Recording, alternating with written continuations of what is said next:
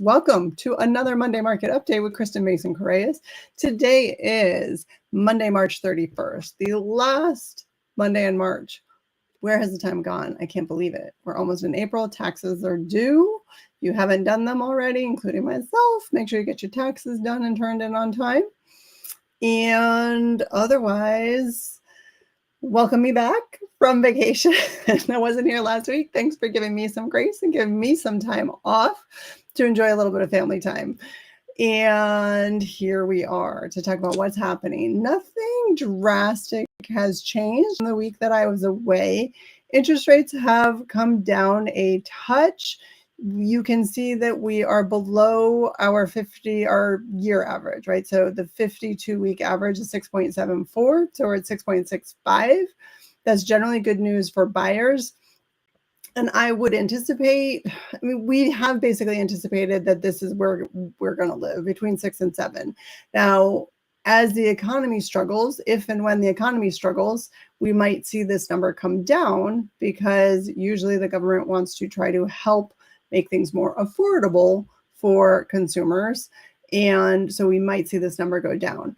More affordability is something that we've been wanting to see and hoping to see in the housing market for a long time. We've struggled from too much demand, not enough supply, prices going up, and homes becoming unaffordable. That has been a challenge in our housing market. We may see a shift in that this year. By the way, the Fed did meet also last week while I was away, and they left their interest rate unchanged. So that was what was expected from them. And so again, our interest rates are relatively stable for the time being. And that is contributing to an increase in purchase applications. So we are seeing more people applying for loans as a result of the lower interest rates. So more buyer activity is what we would expect to see this time of year. In terms of national economic news, this is as of March 27th. Unemployment, sorry, sometimes I talk so fast that I stumble over my words.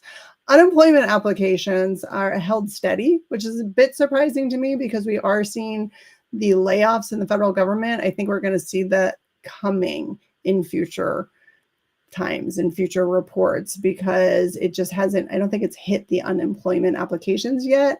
What I'm hearing is that there's going to be a lag, that people who have been laid off or lost their jobs have to wait out a period of time before they can apply for unemployment. Maybe they're going off. Some people I know have been able to find other jobs. People who I personally know that have been impacted, some have found other jobs, some are still looking. And so I do think we'll see a change in unemployment applications coming soon. Concerns about tariffs, inflation, and market volatility are impacting consumer confidence. We are at a 12-year low in terms of consumer confidence. So that will probably impact buyer activity. People are not going to make large purchases like homes if they don't feel comfortable and confident about the economy. So things may be changing. We're just not necessarily seeing that right now at this moment in terms of our data. So FHA is making some changes to their loan rules and regulations, and they did announce the termination of special purpose credit programs. So that may make it harder for people, especially people with lower credit, to get loans, or first-time home buyers. So we may see a decrease in buyer activity in that population. So again, we're seeing up and down, influences and pulls in different directions on our market. Home sales rebounded from a record low in January. The weather is beautiful right now in the DC metro area. Trees are blooming, the cherry blossoms are blooming, the flowers are blooming. It's nice weather, although it's going to be cold tomorrow, I think. But point is, usually this time of year, we do see an increase in activity because it's nicer out. And also with PCSing as well, we often see people starting to look at homes. So more buyer activity may be a result of that. and therefore mortgage demand from homebuyers was its strongest in nearly 2 months. Purchase applications rose 1% for the week and 7% year over year. In the Mid-Atlantic region, which includes Virginia, DC, Maryland, Pennsylvania, West Virginia, Delaware, and New Jersey, new listing spikes ease. What that means is that we still do have more listings, more new listings than last year by a strong margin, but week over week, new listings were down 4.4% from the week before. So that's an interesting data point. We've been seeing a lot of increase in new listings, but not this past week. So more sellers are cutting their asking prices and supply continues to climb. Those two things might go hand in hand. Inventory increasing is better for buyers, not so good for sellers. So we may be seeing a shift we've had a very strong seller's market for a very long time.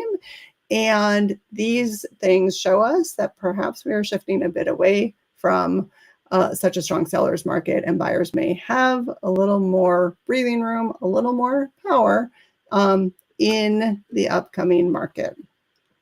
So in the DC metro area, the larger DC metro area, the data shows us that showings were down year over year and week over week, but purchase contracts were up year over year and week over week. So that's an interesting up and down. As I said, pulls in different directions. The buyers out there that are out there, even though there might be fewer of them doing showings, there's more buying homes. So median time to contract was up by 1 day year over year, but down by 2 days week over week. So faster to go under contract week over week. New listings, this tracks with what happened in the larger region. So we're down week over week, 6.2% in new listings, but up year over year by 19.2%. And then jump ahead to active listings are up both year over year and week over week in terms of that total inventory. So up 40%, a big number year over year, up a touch week over week, which we would normally see. Median list price up 5.3% from last year and flat week over week. So year over year, we're still seeing strong appreciation, but we might now start to see a moderating of price as if we do continue to experience a shift from a seller's market to a buyer's market. Here's our hyperlocal data for specifically Arlington, Alexandria, Fairfax, and Falls Church, where we do most of our business at Homes by Mason.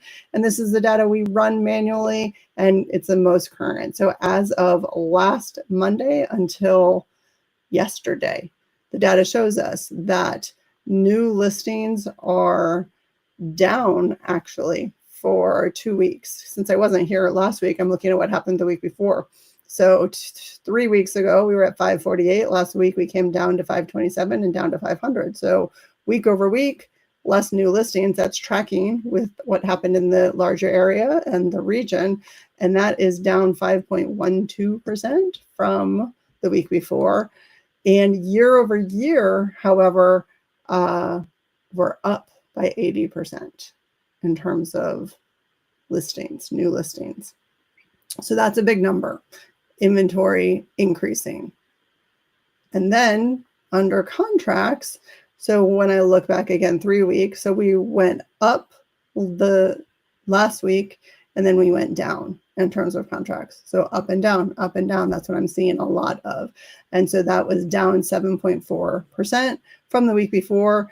And then this column over here is what has been getting my attention. And this right here, frankly, is if there's a red flag in the data that I share with you, this is it. So year over year, down in contracts for now, looks like 5 weeks, if I'm counting that correctly. So, sorry, FedEx is here. My dog is barking. Apologize. But yeah, so down 52.5%, and then down 56%, and then down 47%, 44%, and 42% year over year in terms of new contracts. So that is the red flag that I see in the data. The rest of the data doesn't give me any major concern, but this appears to be a trend in terms of less overall contracts compared to the year before. And that is your Monday market update for today, March 31st. Apologize for the barking dog in the background. FedEx is now walking away, so he should quiet down. If you ever want to talk to me directly without the barking dog in the background, feel free to call me or text me at 571-210-1866. You can also schedule an appointment with me by getting on my calendar down below. There's a link to get on my calendar. Thanks for watching, and I will be back next week for another Monday market update. In the meantime, have a great week.